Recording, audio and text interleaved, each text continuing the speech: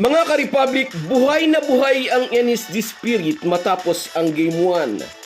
Kantyaw ng mga haters, lalamunin daw ng higante ang Hinebra. Wala raw tayong pantapat kay The Kraken. Pero pinatunayan ng Hinebra mayroon silang pusong palaban. Ginulat ng mga mag-aalak hindi lang ang kupuna ng SMB, kundi pati ang mga talangka. Ngunit hindi pa rin dapat nalubusang magsaya ang Gin Kings. Tiyak na pumoporma ang SMB para bumawi. May mga adjustment silang gagawin sa Game 2. Si Coach Tim Cone na mismo ang nagsabi, the most dangerous ang Beermen kapag nanggaling sa talo. Matatandaan na nagsimula sila sa dalawang magkasunod na talo sa umpisa ng elimination pagkuway tumuhog sila ng 10-game winning streak.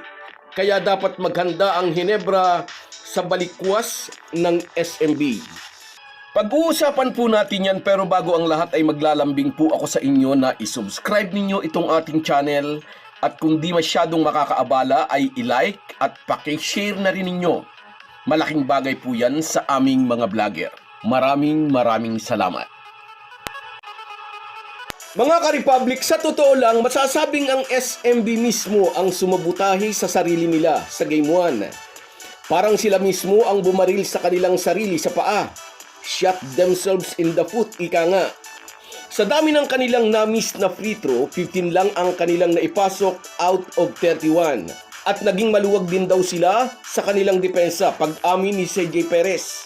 Hinayaan nilang makapag-orchestrate na magandang play si Arja Barrientos, creating shots for his teammates and for himself. Naging maluwag din daw ang depensa nila kina Ralph at Norbert Torres na parihong nagbuslo ng mga krusyal na tres papunta sa endgame. Ang mga tres na iyon na nagpalaki sa lamang ng Hinebra na hindi na nila nagawang habulin.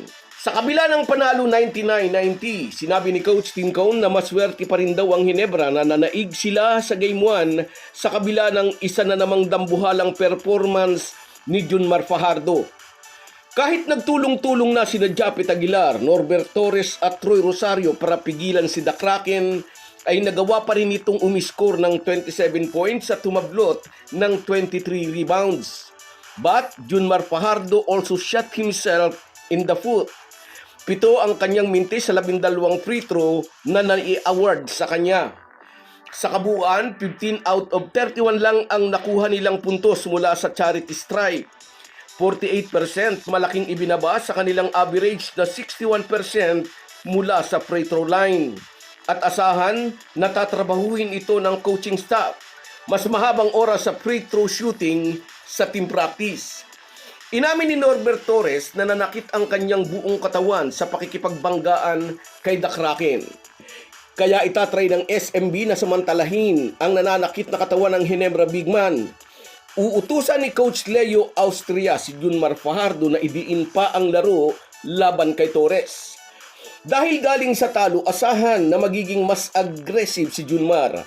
Lalo niyang ididiin ang kanyang puwersa sa shaded area. Lugar niya ito, siya ang hari sa pintura. Nabigo man siya na bigyan ng tig-anim na foul sina Japet Aguilar at Norbert Torres sa Game 1, baka sakaling mapag-graduate niya kahit isa man lang sa dalawang big man ng Hinebra ngayong Game 2. May tig-5 foul sina Aguilar at Torres.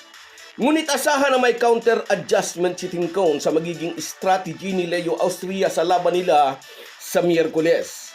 Dapat niyang pag-ingatin sina Japet at Torres mula sa mga unnecessary fouls. Kung napagod at sumakit ang katawan ni Norbert Torres sa Game 1, kahit paano'y may epekto rin iyon kay The Kraken. Katulad ng ibang PBA player, tao lang din si Abay, napapagod din ito. At kung uutusan ni Coach Leo Austria si Junmar na idiin ang laro, naniniwala po tayo, uutusan din ni Tim Cone si Norbert Torres na huwag aatras sa hamon, pero maging maingat sa fouls. Kung maagang malalagay sa foul trouble sina Torres at Japet Aguilar, may kalalagyan ang Hinebra.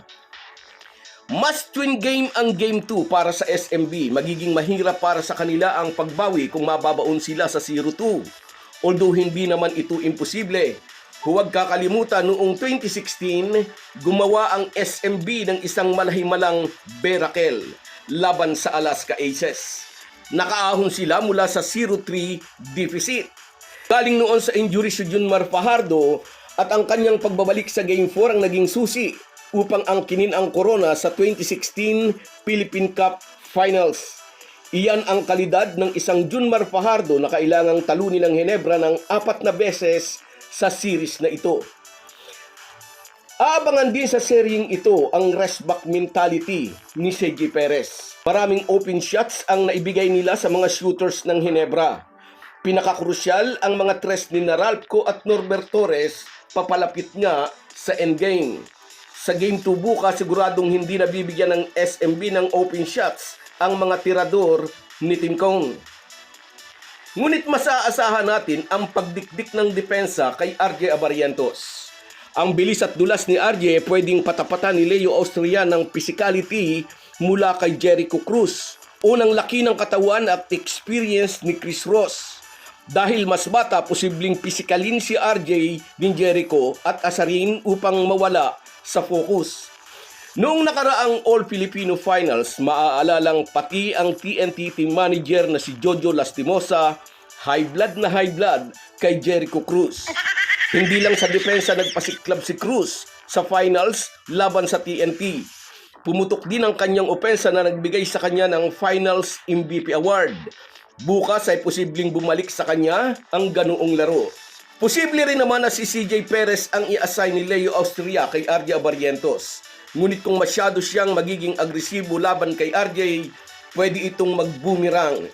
Sa gabay ni Flying A, naging mas matalino na si RJ Abarientos. Mahusay siyang kumuha ng foul sa kanyang mga gwardiya. Kung si CJ Perez ang maagang mailalagay ng Ginebra sa foul trouble, mapipilay na ang 1-2 punch ng SMB dahil ito ang katuwang ni Junmar Fajardo sa pagkuha ng puntos.